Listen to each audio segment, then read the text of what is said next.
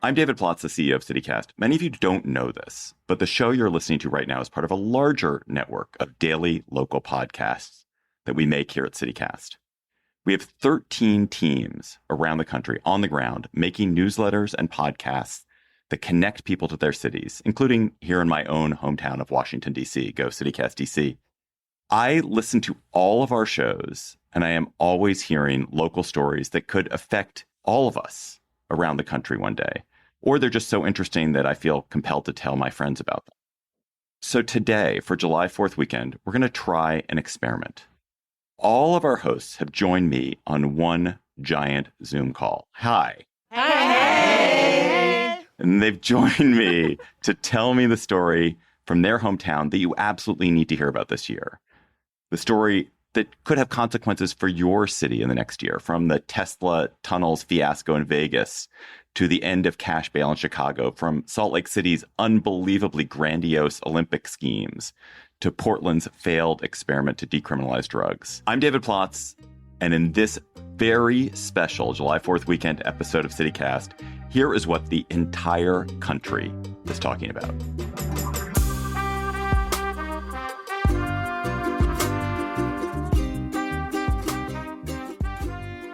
So let's head out on our whirlwind tour of the United States of America. And we're going to start in Chicago with our CityCast Chicago host, Jacoby Cochran. Hi, Jacoby. What is happening in Chicago today that the rest of us need to hear about? What's up, David, and all the other hosts across the CityCast network? I'm excited to talk to y'all today about Chicago and Illinois' end of cash bail. While Chicago and Illinois' criminal legal system has been an easy target for anti-Black misinformation, no measure has been as fiercely discredited in recent years as our state's SAFETY Act, signed into law over 3 years ago on the strength, might I add, of support from Chicago area organizers and representatives. It called for a broad set of reforms, among them the first state in the country to eliminate cash bail.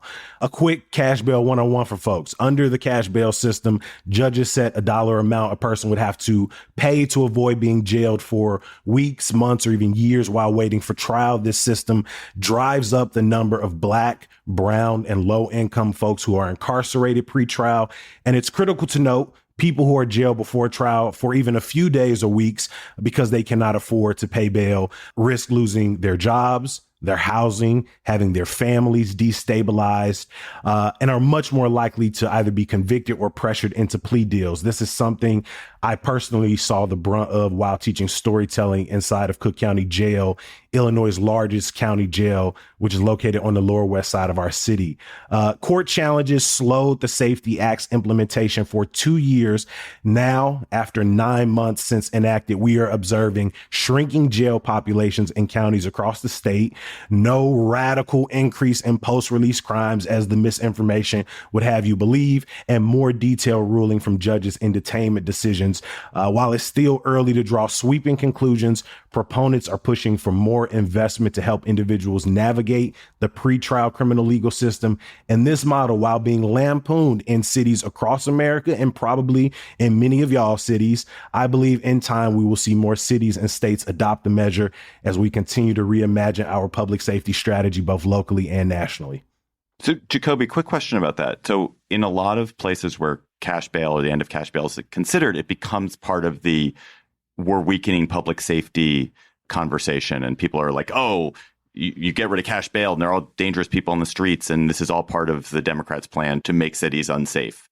How does that play out in Chicago? Is there a political implication in Chicago, I guess? I mean, it was a major political battle throughout the years-long battle to get this considered at the legislative level, and then the push to actually get it signed by the governor. And then again, implementation was slow for 2 years because of challenges in the court system in more conservative counties in which that rhetoric and that narrative has carried throughout. But I would argue that our public safety strategy as constituted is not necessarily serving us up this world we believe the end of cash bail will bring forth.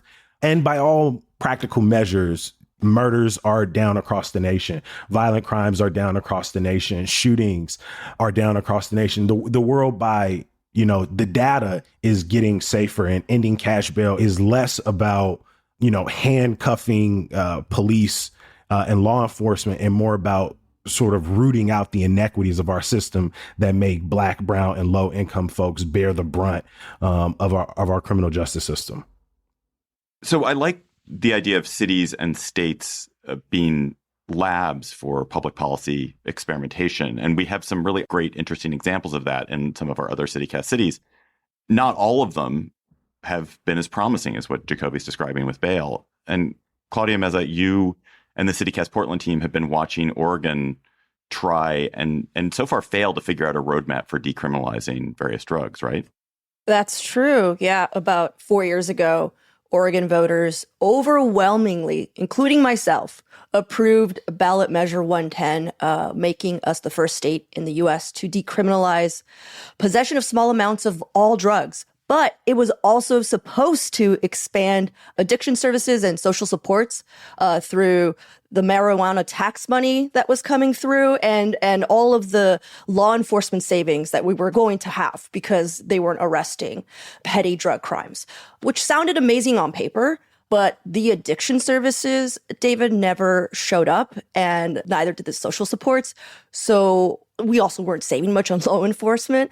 And pretty soon, open air fentanyl markets were springing up downtown, and people suffering from addiction became very visible. So you have this very visible fentanyl crisis, and then it's coupled with our housing and homelessness crisis that's affecting most major West Coast cities.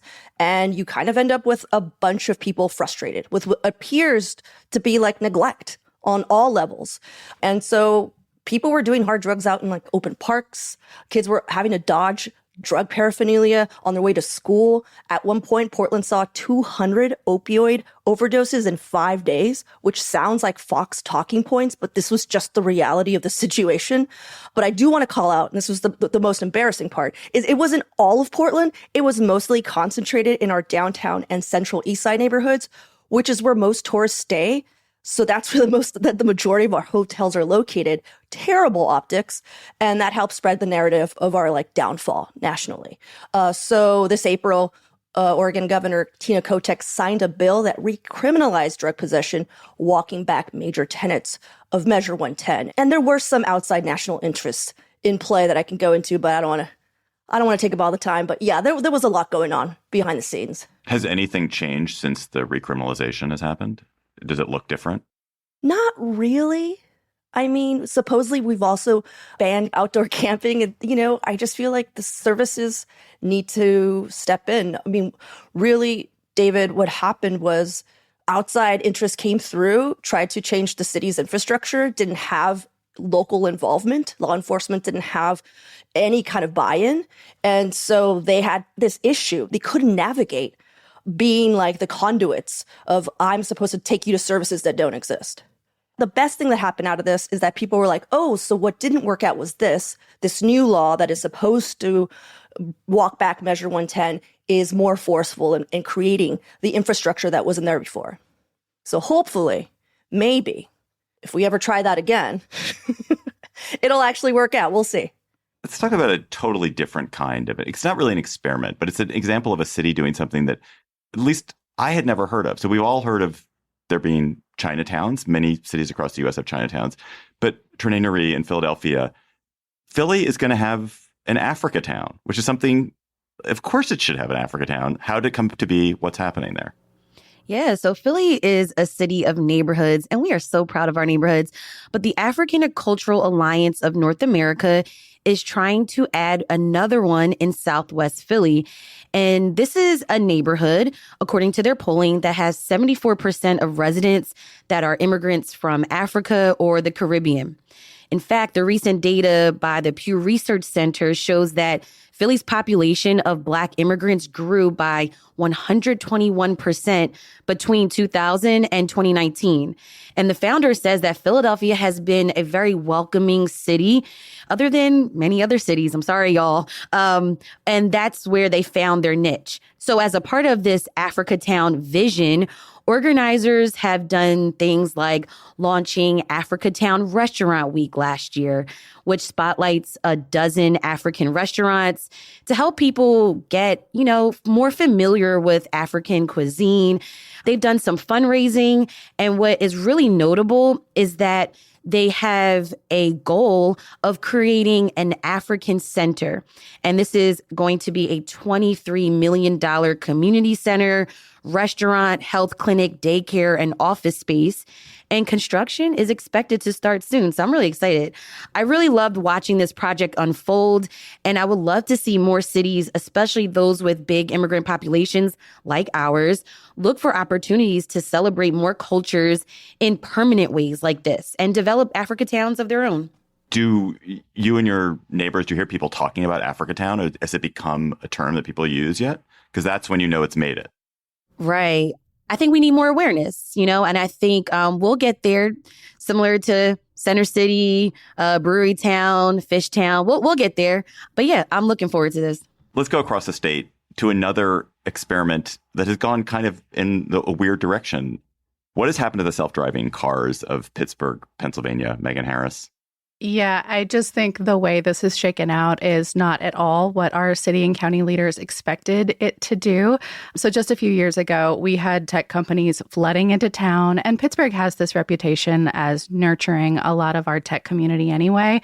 We like to think of ourselves as sort of a Midwestern Appalachian Silicon Valley, but we had as many, I think, as 6 companies with permits to test in our city. 3 or 4 of those were rolling around the exact same neighborhood all at the same time. They even got state law changed to be able to test these cars in different places with different levels of accessibility. So literally no one in the car, it's driving itself. And there was this message that abounded that if self-driving could prove itself in Pittsburgh, that it could do it anywhere. I actually got to see it even in a past life because I briefly worked for one of these companies in their comms department. But even for regular people, it was like such a nice idea. More access for people with different abilities, not having to have that awkward conversation with like an older relative, for example, about when to maybe put the car keys down. But it just didn't work out that way. Instead of figuring out this technology, Pittsburgh itself turned out to be like impossible to plan for. So it was our hilly topography, our up and down climate, our weird triangular traffic patterns. We have a neighborhood literally called the Golden Triangle. And then this just constantly evolving problem of construction. It just flummoxed developers, so much so that most of them have either quit, like completely, like the companies are gone, or they've moved out of town, which for me now begs this question of if self-driving can't work in Pittsburgh, will it actually work anywhere else? Didn't you say, Megan, and not to put you on the spot here, Raheel, that Houston is now where they're testing?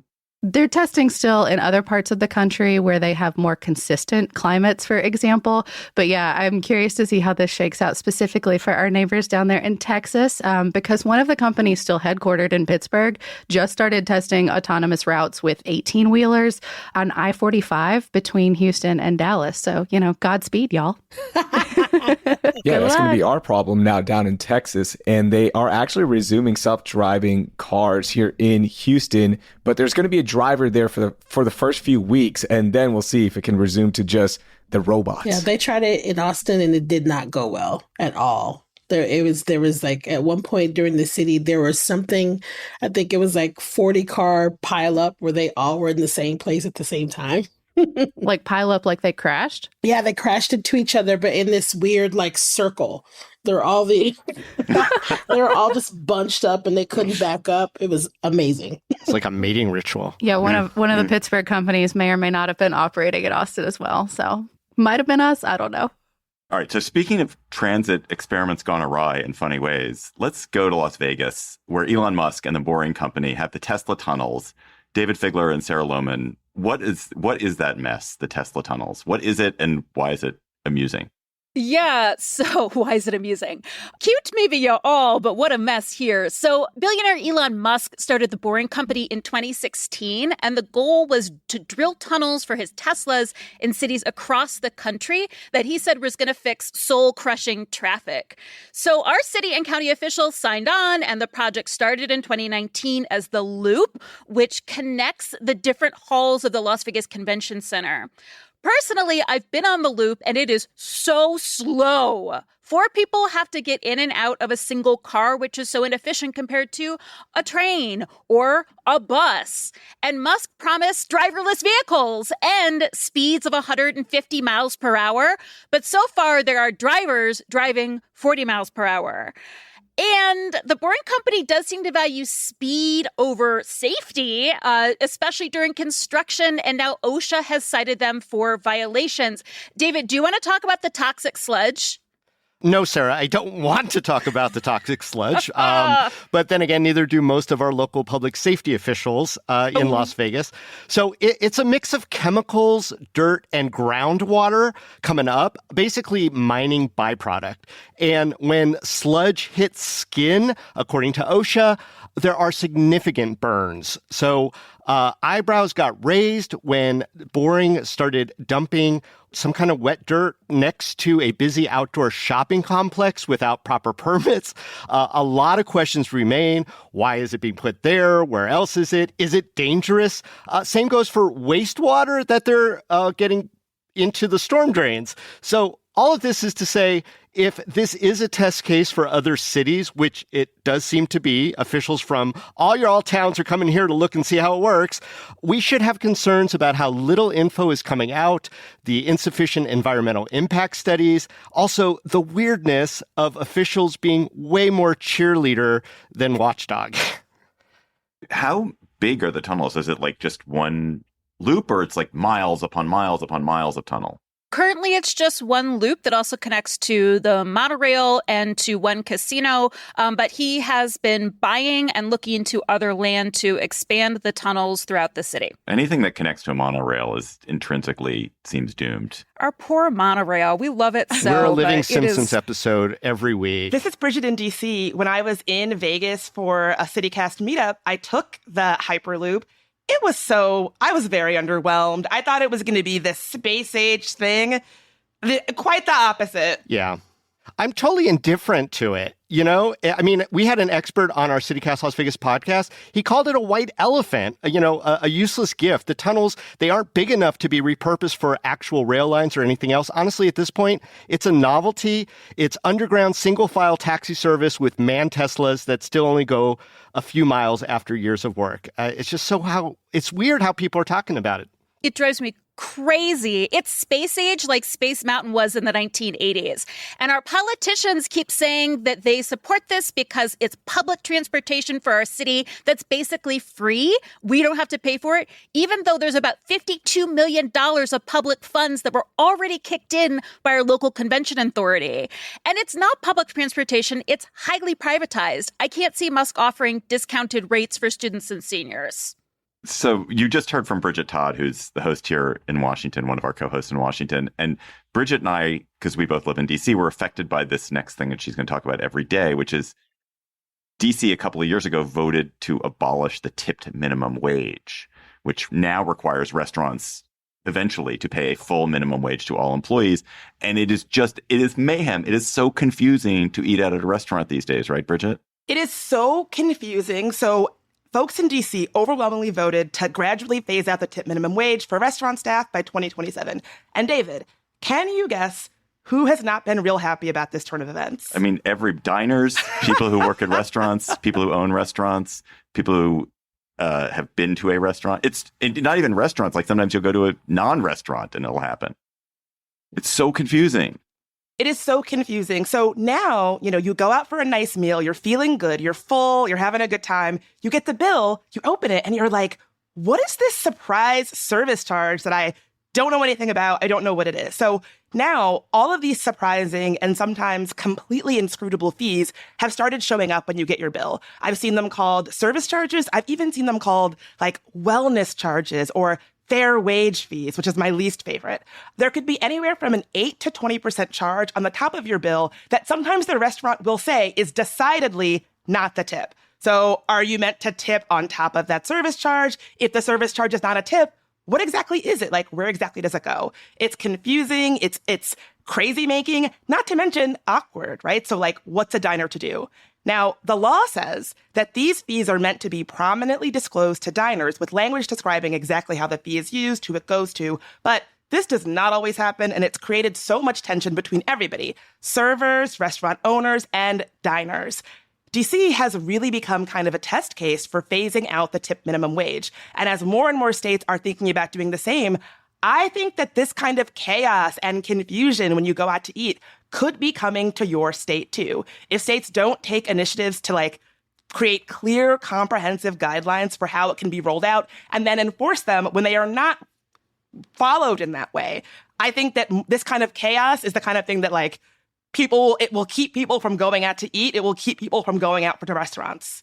This is Jacoby in Chicago, and last October we passed here in Chicago to end our sub minimum wage, and on July 1st it went up by 8%.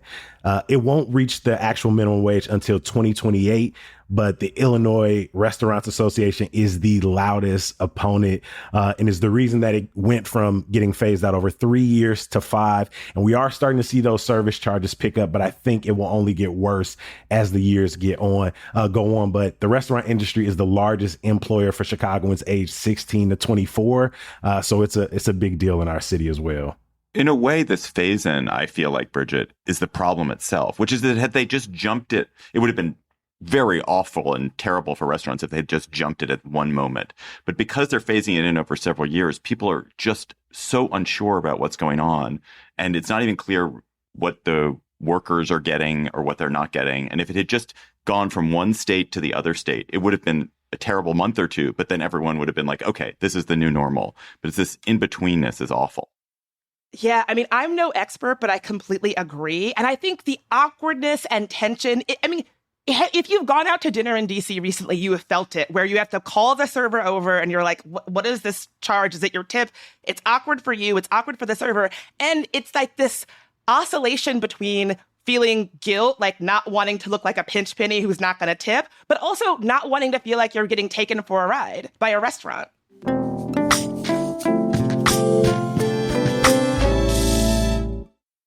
Hi, I'm David Plotz, CEO of CityCast. Or, as I can say now, thanks to a few weeks with Babbel, hola, soy David Plotz, el jefe de CityCast. What if in 2024 you've got a little bit better every day? When you're learning a new language with Babbel, that's exactly what you're doing.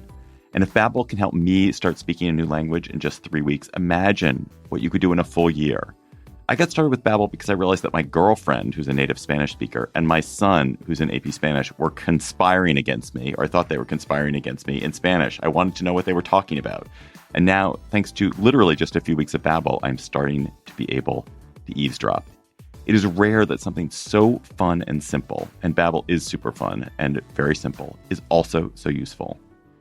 So here's a special limited time deal for CityCast listeners. Right now, get up to 60% off your Babbel subscription, but only for CityCast listeners at babbel.com/CityCast. Get up to 60% off at babbel.com/CityCast. Spelled BABBEL.com/CityCast. Rules and restrictions may apply. So another theme we have seen at CityCast recently is cities making big bets on their marquee industries, on some signature industry. Sometimes that's working, sometimes maybe it's not. And I want to start with Ali Vallarta in Salt Lake, where sports and outdoor living are central to the city's identity. And Ali, if I am reading this right, you guys are proposing to be the permanent host now of the Winter Olympics. Is that right? Kind of, David. So Salt Lake is almost certainly hosting the 2034 Winter Olympics. The announcement is going to be made this July during the Summer Olympics in Paris. Full disclosure, my opinion is that this is not good for our city, but I lost.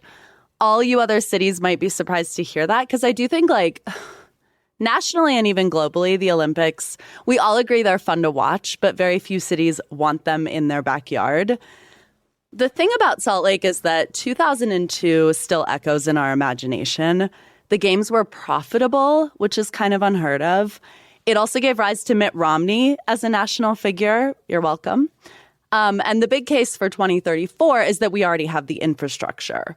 Now, the problem is that the IOC says that because of climate change, there are very few cities that will be cold enough to host the Winter Olympics down the line. So they're looking, as their climate plan, to establish a rotation of cities that could host the Winter Olympics like every 20 to 30 years. And Salt Lake is on that short list, and they love it. So what this could mean is who loves it? The people of Salt Lake City that aren't me and maybe 10 listeners who email me weekly in agreement. But what it would mean for the nation is that the U.S. could have the Olympic Games every 20 to 30 years. I don't live in Salt Lake, but that honestly sounds awesome to me. Why are you such a Grinch about it? Okay, I'm an Olympic Grinch because if we remember, for example, in Beijing, just because it's cold doesn't mean that you're getting snow. So they used 50 million gallons of water to blow snow to host the Olympics. Now, anyone listening who's never even been to Salt Lake City is probably aware of the shrinking Great Salt Lake, which is our great existential climate threat here. It's kind of hilarious, given that we're most famous for not having any water, that we'd be tapped as one of 12 cities that's going to have potentially a lot of snow in 60 years. I'm not really buying it.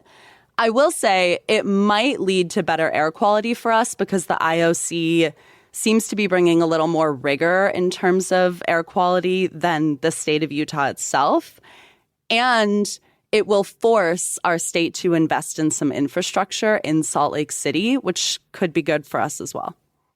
So another city that's making a big bet on the future is Madison. Bianca Martin at CityCast Madison, what is the big gamble that your marquee university, your wonderful University of Wisconsin, is making? Yes. So we've all been talking about, beautiful things and also lots of frustrations that we encounter every day in our daily lives. Our city has our flagship university for the state, UW-Madison, and we have a new provost, so a new second in command, Charles Isbell, who wants Madison. Love that guy. Great guy. He is awesome. We had him on the show. I highly recommend anyone listening, if you're interested, definitely go check out that conversation. He's a big thinker. He's been working on AI since, the 90s, and he thinks that UW-Madison could be the epicenter of the AI revolution. And I am with him. AI is supposed to make our lives better, but we know there's a lot of biases. It follows human interactions, and we run around with a lot of stereotypes and problematic behaviors, and that gets replicated in our AI. So he wants us to be, him and the entire university, the chancellor, wants UW-Madison to be the epicenter of studying the human dimensions of AI and how we can keep AI human-centered. And I think we can do it. So you might not know, but UW-Madison is one of the top 10 research universities in the country, and that's because we spend like $1.5 billion in research. And I don't know, our contributions are kind of crazy. We have to brag about ourselves because I know you coasties, you're like, okay, UW-Madison, you're cute. We've got Caltech, we've got Stanford, we've got MIT. Why you guys? But our contributions to our society and making things easier and also more efficient are pretty insane. We go hard on research. So we've changed national public policy on so many things, medicine, the way we do weather computing. So I think that we can really actually become the flagship for the country if we wanted to be. Any sense of how much money or how many jobs that the university is going to bring in around AI? Yeah, so they're looking to hire and recruit 150 new faculty, and at least 50 for sure will be focused on AI. And what's dope about this is the big bet is that UW-Madison has scale. So that's what some of these other universities or some of these other colleges that really focus in on, similar technology might not have. We've got 50,000 students and over 1,000 different programs at our university. And that together, they're thinking those 50 faculty will be pairing with, law experts and educational experts. And that's what's really going to be able to make this thing glow, because we have to really find the bugs and issues in AI and where, our biases leave us vulnerable to disaster. Everyone is thinking about AI's impact on ruining our lives, at least. But people like Charles Isbell know the power of this technology, and they want us to be the leader there. This is Megan in Pittsburgh. Carnegie Mellon University is going to come for you. Just wait. It's coming. I believe that. I've seen Carnegie Mellon, but we could partner. Also, I wanted to say, like, for all y'all listening, we do have new jobs, so come our way. If you are at Carnegie Mellon, UW-Madison might be interested in you. Whoa. Madison out here poaching. Madison's poaching. All day.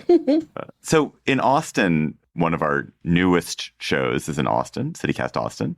It's a different problem, Nikki Devon. It's a city that's gotten too rich to support one of its fundamental core industries. What is going on with music in the live music capital of the United States? Well, we stay calling ourselves the live music capital of the world.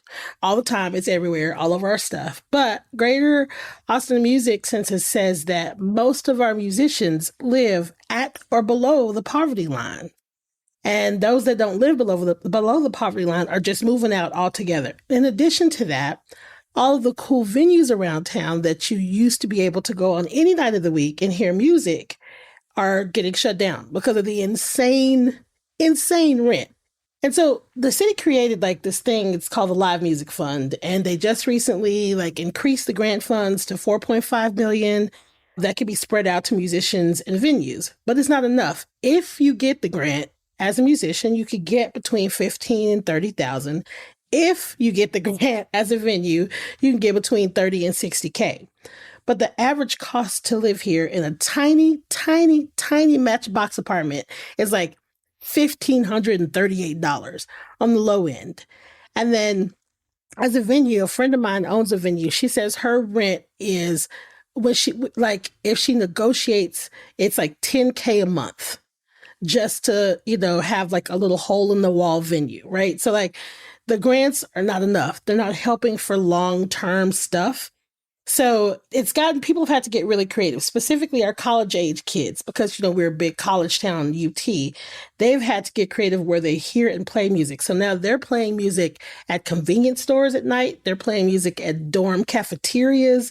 They also are playing music in drainage ditches under MOPAC, which I have to say is severely cool. It's very, very cool. I appreciate the youth and the fervor. It's very, very cool. I'm a little too old for it, but I'm into it.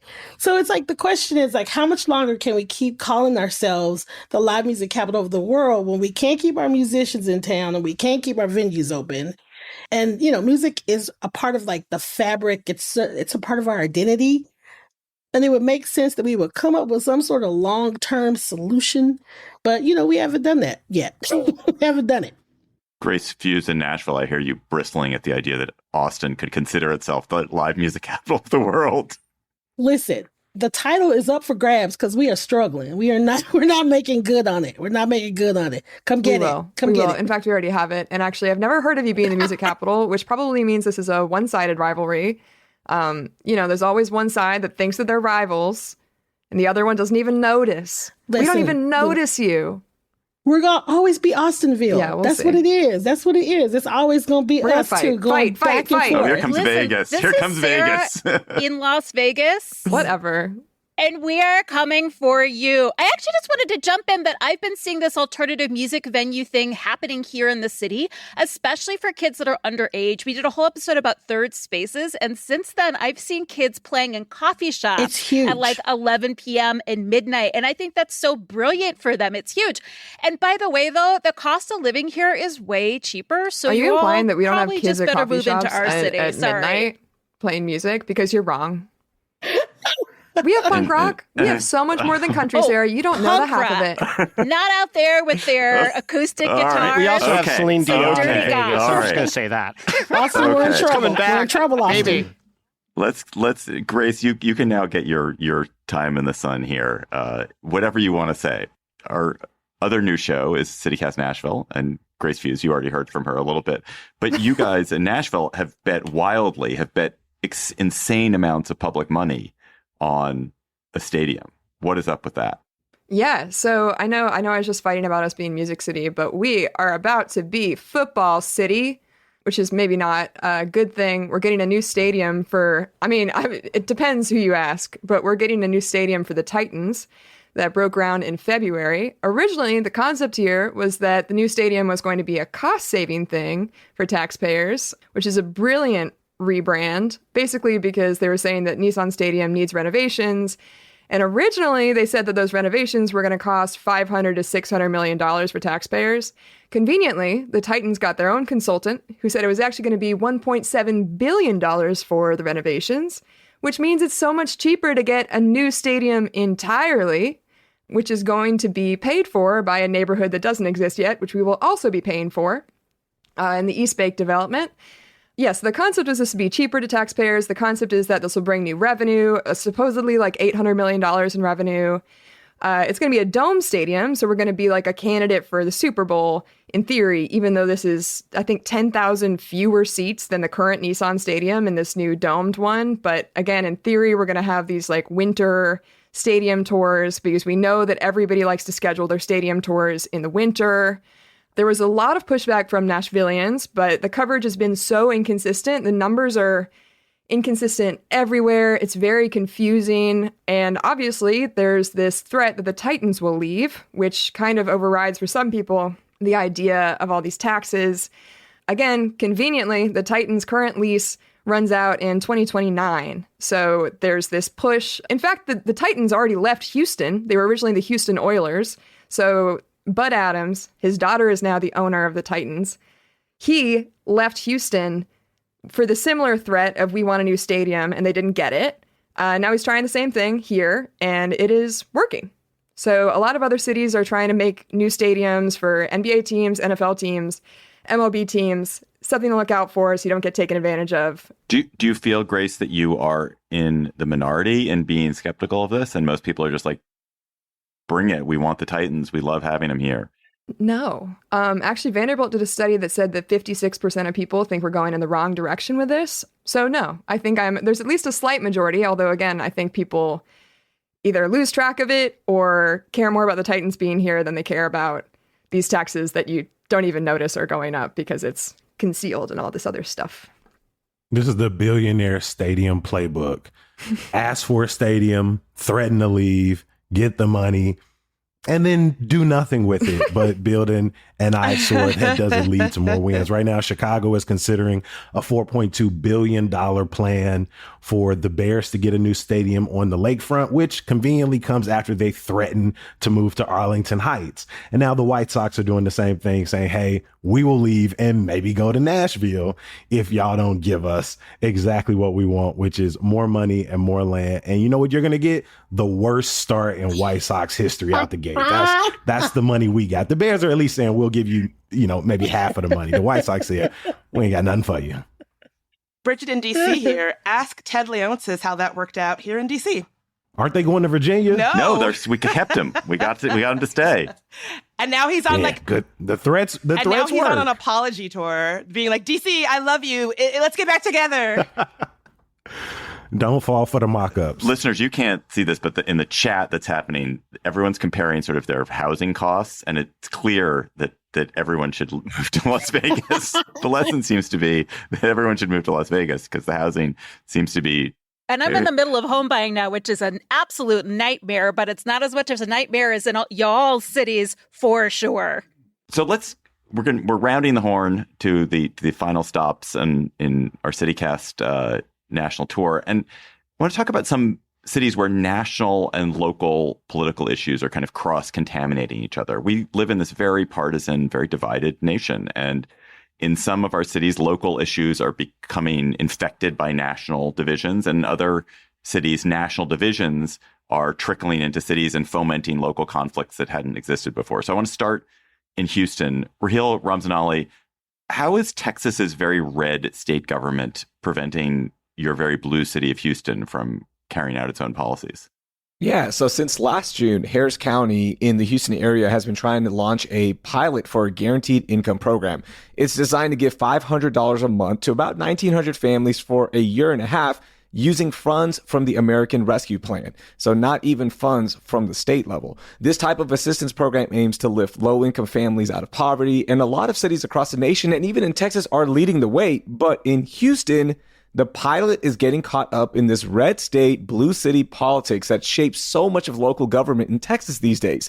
Just a few weeks ago, the Texas Supreme Court put the pilot on hold because A pending lawsuit led by State Attorney General Ken Paxton, remember that name, says it's unconstitutional. So the Houston area residents who were chosen by a lottery system are still waiting for their first payment.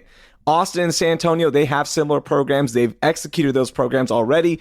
But in Houston, it's being held hostage because the red state government won't let a blue city experiment with a social impact program using funds from the American Rescue Plan. Now, why does this matter to everyone listening? Well, some people think it could set a precedent to target other guaranteed income programs throughout the country, especially if former President Trump were to win the presidency in November, because he's already floated the idea of Ken Paxton as a candidate for U.S. Attorney General.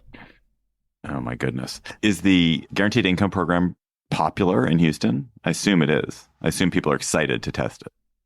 Yeah, everyone was excited about this when it was launched. There was so many applicants for it. Unfortunately, you don't want that many because it's people living below the median income, right?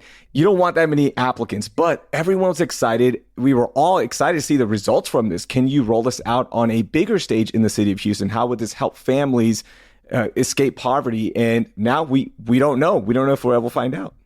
Lindsay Van Allen, you live in Boise, which, like Houston, is a relatively blue city in a very red state. And you're beginning to have a burgeoning healthcare crisis in Idaho because of the abortion policies in the state, right?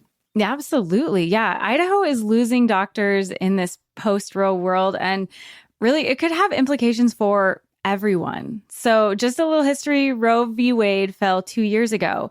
And since then, Idaho has instituted one of the strictest abortion bans in the country, and it has no exceptions for health of the pregnant person or health of the mother. So if you want to really see how bad can it get in a post-Roe world, just take a look at Idaho. Our maternal mortality rate has more than doubled, and almost 1 in 4 OBGYNs has left the state since the Dobbs decision. That's an incredible stat. Do you know how many that is? How many OBGYNs there are in Idaho? And how many have left? We started with approximately 221. We're down to about 175 as of the time of that study, and that was more than 6 months ago. So it's just getting worse. And we already had one of the worst doctor to patient ratios in the entire country. And are women seeing impacts on their health that you can tell already? Oh, absolutely. Absolutely. We have had 3 healthcare centers completely stop providing OBGYN care. So Bonner Health in Sandpoint, Idaho, Valor Health in Emmett, and West Valley Medical Center in Caldwell. So women and pregnant people are having to drive almost an hour to get healthcare. And as someone who used to work in healthcare, if you have a pregnancy emergency, if you have a labor emergency, seconds count. And so if you're having to drive 45 minutes, 50 minutes, where your local hospital was only 5 or 10 minutes away, that can be a life or death difference. And is that affecting you in Boise as well? Or is this mostly affecting the more rural areas of the state? Oh, it absolutely is affecting Boise because Boise is kind of the hub of healthcare in the state. And so if something's going wrong, patients will come to Boise. And from Boise, a lot of them are having to be life flighted to states like Utah, which has significantly better healthcare when it comes to abortion than Idaho does. The amount of emergency life flights that pregnant people have needed in the past year has gone up 6 times. Wow. So we have reached the end of our journey, and we're now in downtown Denver, hanging out with Bree Davies. Bree, how is some hateful anti-LGBTQ rhetoric splitting the Colorado Republican Party? I know. I feel like I have the most epic bummer topic here, but I will say, just to preface this, Colorado is pretty progressive, right? We're known for having weed legal for a decade. We decriminalized magic mushrooms. Our gay governor has consistently worked to enshrine abortion access in our state constitution. It's something that it's just a given here, but we still have this very prominent GOP. And in June, which is Pride Month, as everyone knows, the chairman of the Colorado GOP, Dave Let's Go Brandon Williams, just to let you all know, this is a man that tried to sue the Secretary of State for not letting him put Dave Let's Go Brandon Williams on the ballot. Oh my God. I thought that was just some kind of like joke you were making about how right wing he was. No. He literally calls himself Let's Go Brandon. He calls himself Dave Let's Go Brandon Williams and wanted people to vote for him as such. But he, during June, he sent out this email under the guise of the Colorado GOP. He's the chairman, saying that the LGBTQ community were, quote, godless groomers in our society. And the email included an image of Jesus with laser eyes that said, quote, God hates flags. So someone giving a big wink to the Westboro Baptist Church and their famous homophobic slogan, which I will not repeat here. But the email just caused sort of a big stir within the political party itself. And it's just part of this growing divide that we're seeing between sort of the MAGA Republicans and these more old school conservative Republicans. And I will just say we have a really interesting more conservative base here, especially in rural areas where these guys are almost libertarian leaning and that like some of them support abortion, for instance, because it's a cost saving measure. So this sort of side of the MAGA side has just really come out really strong. I think most folks will know across the country, a congresswoman from here, Lauren Boebert, and she's part of this MAGA faithful. But this particular move by Dave Williams really pushed, I think, the old school side to their limit. So they were finally like, okay, literally enough is enough. And so there have been some calls from within the more conservative side of the GOP to have Dave Williams removed from his position. There was another higher up in the GOP who was trying to collect signatures to get him removed. And then she was censured. So it's still this fight back and forth between the MAGA GOP and the conservative GOP. And I think that it obviously has bigger implications for what's happening around the country. But it's just something that I think a lot of folks don't know about Colorado is just as much as we're a progressive stronghold, we have a very interesting dichotomy within our own GOP. I think so many of now that I'm thinking about this, so many of the states that CityCast is in, we have these extremely progressive cities where we have podcasts and newsletters, and then you have countrysides, you have rural and suburban and exurban areas that are so much more conservative. And that conflict is sort of it's one of the fundamental conflicts of the country right now. Is just that conflict. I mean, we've just heard about it in Boise, and it's true in Madison. It's true to a certain extent in Pennsylvania. I mean, it's really astonishing. Yeah, and I think that we just make at least for me, doing the reporting that we've done on the special series on Lauren Boebert, I've gotten to know and understand the GOP a little bit better here. And like I said, there are some folks within rural areas that are actually more progressive than people think that still lean in the conservative side. But this particular issue has really brought that to light because a lot of folks within the GOP are actually rejecting their own party's endorsement because they feel strongly that LGBTQ people should be able to be included in the Republican Party. Y'all, it has been such a treat. I was very anxious about this experiment. I didn't know how it was going to go, but you all have been so delightful. What you're engaged in is so interesting. And I would say to anyone who's listening to this, like if you have friends who live in one of these other cities, a friend who lives in Boise, a friend who lives in Pittsburgh, a friend who lives in Chicago, who isn't listening to its CityCast in that city, let them know, because don't you want to hear from these wonderful hosts? So thank you all for being such good sports here. You're welcome.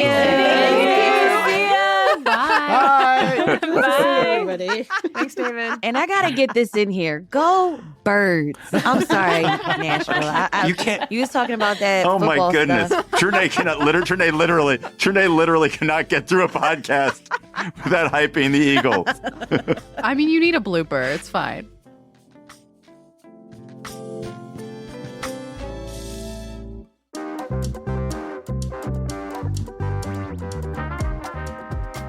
Thank you all for joining us on CityCast USA and hearing about some local issues that may be what your city is talking about in a few months or a few years.